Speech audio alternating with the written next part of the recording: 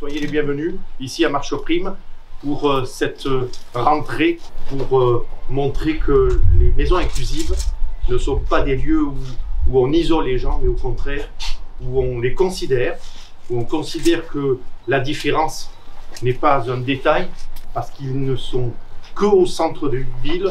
Comme toute personne qui vit, il faut de la considération, du respect. Cette opération est une opération d'intégration dans la cité et l'inclusivité soit totale et à tous les niveaux. Et donc ici, vous avez un projet d'habitat inclusif. Nous avons là une réponse innovante en matière de logement et d'inclusion qui permet, ça a été dit, à une personne en situation de handicap de mener son projet de vie en cœur de ville. Et ça, pour nous, c'est essentiel pour démontrer cette capacité d'inclusion, démontrer que l'innovation n'est pas que technologique ou qu'économique, mais qu'elle peut être aussi pleinement solidaire et sociale. Et nous souhaitons aujourd'hui, à l'appui de ce projet qui est donc pionnier et innovant, essayer de le développer aussi sur le reste du territoire girondin. Et nous savons là aussi que les questions de l'habitat et de l'habiter sont au cœur de l'urgence sociale. Je dis bien habiter parce que dire habitat, c'est parler du contenant. Mais la vraie question, le vrai sujet, c'est comment on peut habiter dans un bâtiment et habiter avec cette logique d'inclusion que nous portons.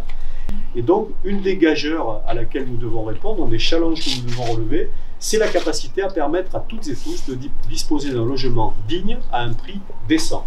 Comment est-ce que nous travaillons ensemble sur ce sujet-là, avec la question de l'inclusion, avec une manière de voir l'habiter différemment. Donc, ça veut dire que tout ça est lié. Ici, c'est Domo France qui est constructeur, qui loue les locaux à l'association Inter-Insertion, qui nous sous-louons à des personnes en situation de handicap. Ces logements-là permettent d'habiter dans la cité.